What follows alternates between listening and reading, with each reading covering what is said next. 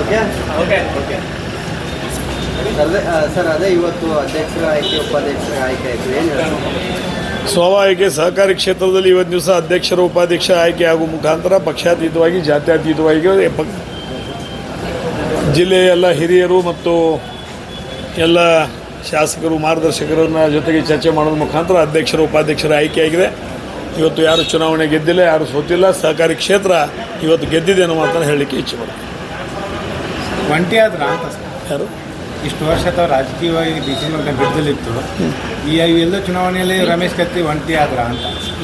ಯಾರೂ ಒಂಟಿಯಾಗಿಲ್ಲ. ಅಂದರೆ ಇದರ ಅರ್ಥ ಈಗ ಯಾರು ಒಂಟಿಯಾಗೋ ಪ್ರಶ್ನೆನೇ ಇಲ್ಲ.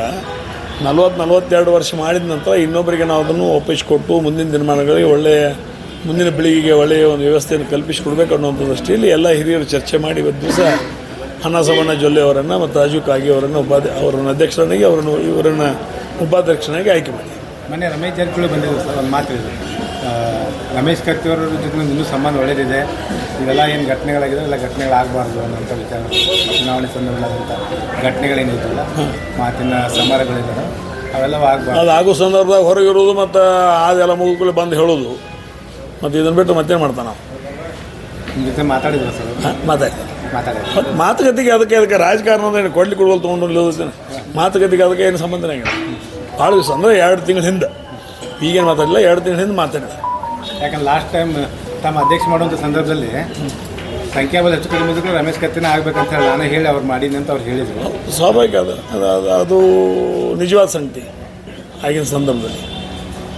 ತಮ್ಮ ಮಾತಿನ ಮೇಲೆ ಹಿಡಿತಾ ಇರಬೇಕು ಅಂತ ಹೇಳಿ ಅವತ್ತು ರಮೇಶ್ ಜಾರಕಿಹೊಳಿ ಅವರು ಹಿರಿ ಈಗ ಲಕ್ಷ್ಮಣ ಸವದಿ ಕೊಟ್ಟರು ಸ್ವೀಕಾರ ಮಾಡಬೇಕು, ಅಣ್ಣಾಸಾಹೇಬ್ ಜೊಲ್ಲೆ ಕೊಟ್ಟರು ಸ್ವೀಕಾರ ಮಾಡಬೇಕು, ರಾಜು ಕಾಗಿ ಕೊಟ್ಟರು ಸ್ವೀಕಾರ ಮಾಡಬೇಕು, ರಮೇಶ್ ಜಾರಕಿಹೊಳಿ ಹೇಳಿದ್ರು ಸ್ವೀಕಾರ ಮಾಡಬೇಕು. ಹಿರಿಯರು ಇವತ್ತು ಮಾರ್ಗದರ್ಶನ ಮಾಡಿದ್ರೆ ಅದು ಸ್ವೀಕಾರ ಇವತ್ತು ದಿವಸ ಒಬ್ಬ ಅನುಭವ ಮಾತಿನಿಂದ ಹೇಳ್ತಾರೆ, ಅದು ಸ್ವೀಕಾರ. ನಾವು ಮಾತು ಹೇಳಿದ್ರಿ ಅಶ್ವಮೇಧಕ್ಕೆ ಏನದು ನಾವು ಕಟ್ಟಿ ಹಾಕ್ತೀವಿ ಡಿ ಸಿ ಸಿ ಬ್ಯಾಂಕ್ನಲ್ಲಿ ಸಹಕಾರಿ ಕ್ಷೇತ್ರ, ರಾಜಕೀಯ ಕ್ಷೇತ್ರ, ಸಹಕಾರಿ ಕ್ಷೇತ್ರಕ್ಕೆ ಒಂದೊಂದು ಹೋಲಿಕೆ ಮಾಡುವಂಥ ಪ್ರಶ್ನೆ ಇಲ್ಲ. ಆ ರಾಜಕೀಯ ಕ್ಷೇತ್ರ ಬಂದಾಗ ಅದ್ರ ಬಗ್ಗೆ ನಾನು ಮಾತಾಡ್ತೀನಿ. ಓಕೆ.